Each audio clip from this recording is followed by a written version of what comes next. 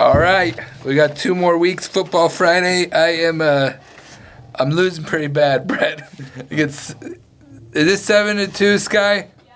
7 points to 2. I need to negotiate the points of this next round. Okay, double or nothing. So we'll go. And then the Super Bowl will be triple. Deal. This will be like Family Feud, where like the first rounds were. And the second round, they're like, so everybody's still in the game. So I can catch up. Yeah. Okay, yeah, good. Okay, good. Well, you want to go first or me? No, man. First game is.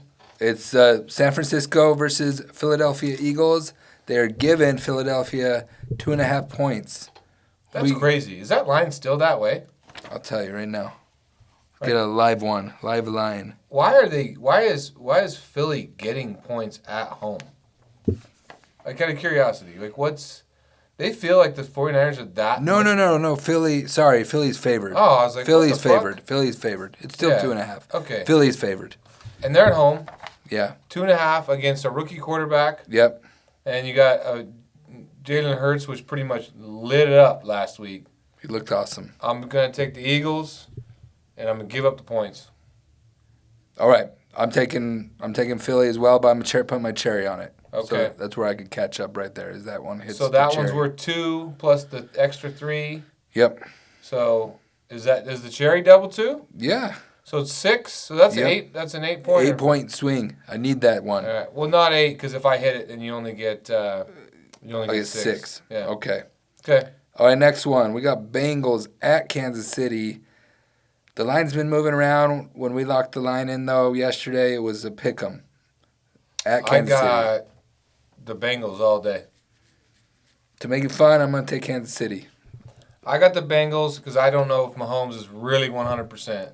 And I'm putting my cherry on that game. Okay. So that's a big swing right there. That game's going to be big. Whoever wins that game. I'll be traveling. I'll be flying. Mm-hmm. So I won't even be able to watch much of it. But I'm headed to Chicago, then Indiana. So we'll see what transpires. All right, man. Let's get our first big Q&A out the way. We've had some questions rolling in. Nick's going to fire them away, and let's get this party started, man. I'm excited. We're gonna post the phone number below. Nick, what's the phone number for the Q&A? Our phone number is 208-487-4311. If you have a question, shoot us a text. We'll do the best we can to answer them. And if you can reply to the text message, you can put it in the LinkedIn messages. You can hit us on the Spotify. Ask the questions wherever you want. We'll do our best to get through them. So fire away. So the first question, I will post the phone number where it's from. This guy has not responded on his Instagram handle or anything like that, so we could tag him. Hopefully we get it from him. He found you on TikTok. Okay. He wants to know what you do with the tires once you've shredded them. And he says he has a crazy amount of tires and has the capability of shredding them. He just doesn't know enough about the process on the back end of it. Okay. So it depends on where you're at. Every state, county is different. So for us, we do a couple different things with them today, and we have big plans in the future. But for today, what we do with them is we have a couple mobile shredders. They're Tanas, and they can chew some serious tires. So basically what we do is we process them into 2 products. We process them to what we call a TDA, which is a tire-derived aggregate. So you can, depends on the size, depends on the consumer, depends on who needs it and what the application is for. In our case, we had a landfill that needed some aggregate for gas lines. So we shredded them down. We put the magnets, the overbelt magnets, over our shredders that pulled the steel off, and we created what they call a TDA, which is a tire-derived aggregate. Now, because they're only needed so much aggregate, the other thing we do is we shred them to make them more landfill friendly. So smaller footprint. Okay. Because in the state of Idaho, you have to shred to 65% volume reduction. Okay. And then the landfills then can use them for daily cover. So if you know how a landfill works, basically all the municipal trash comes in from the households. They bring it in the landfill, and in order to get the trash from just blowing all over the place, If you have a landfill that has dirt, they basically bury it with dirt and keep the trash from blowing everywhere. In this application, they'll take shredded tires if you can meet the DEQ requirements, and they'll use your shredded tires as daily cover instead. So they're not just getting landfill then; they're actually like using them. They're in the using process. it for a process. Okay, I didn't know that. And then the next step after that is if you have the processing equipment, you can take it all the way to crumb and remove the steel, sell the steel as a commodity, and the crumb as a commodity, which will be our next process. That's what we're working on. That's what we're working on as we speak. But ultimately, there are many uses. So, I mean, I think the tire side is kind of an up-and-coming market. So, all right, thank you for the question. I'm going to text you a link so you can hear the answer, and hopefully you can share at least what your TikTok handle is, and we can tag you there too. Next question.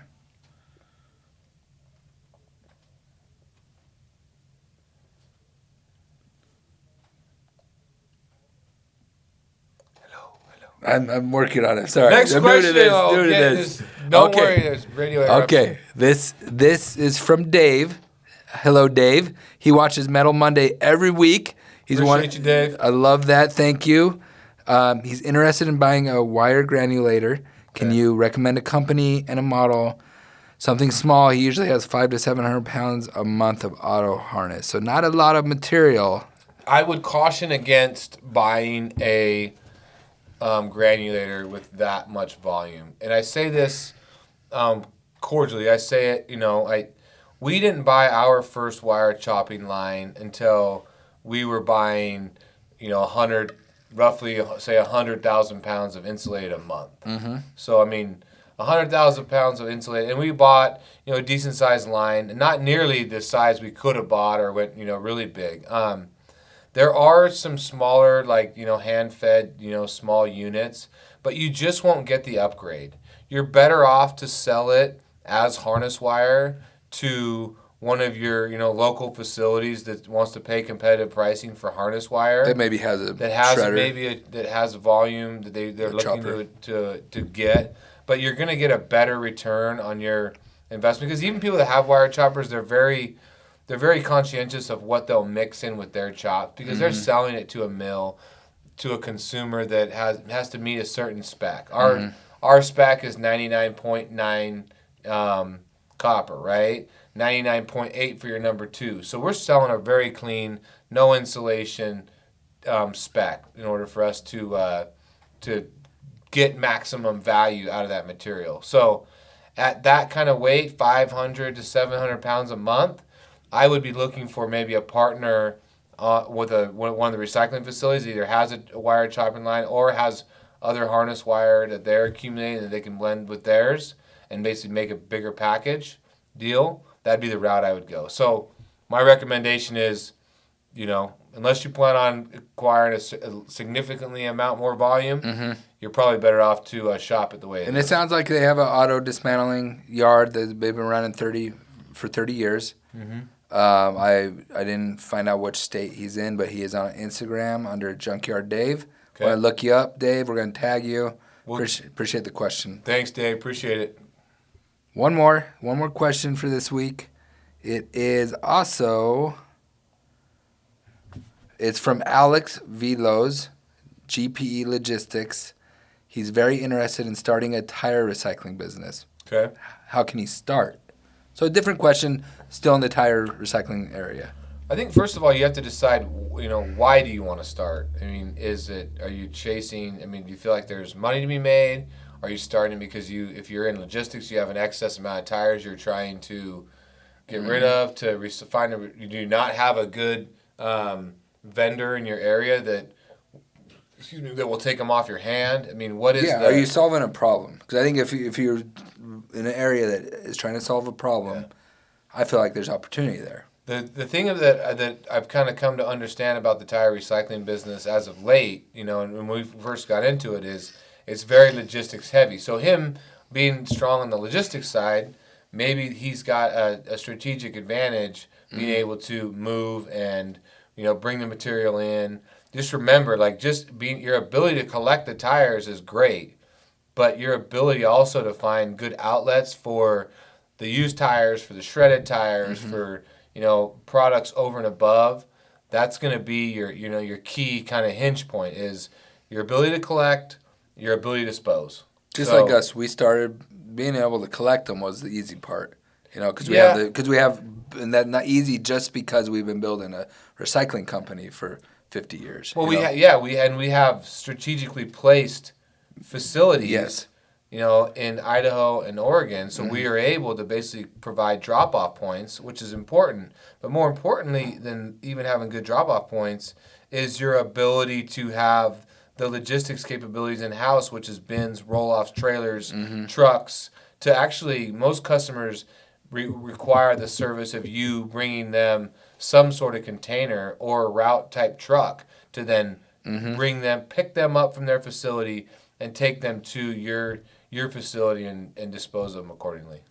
Well, there you go, Alex. We'll look for you. I will send everyone that sent these questions in a link to this podcast, and we'll keep this rolling. And we'll get better at it. Fire your questions. Any questions, scrap, tires, you name it. What kind of products is Nick using his beard to keep it so clean looking? Nothing. The answer is nothing. We'll go from there. Yep. So appreciate the questions. Everybody have a great weekend, and let's go Bengals.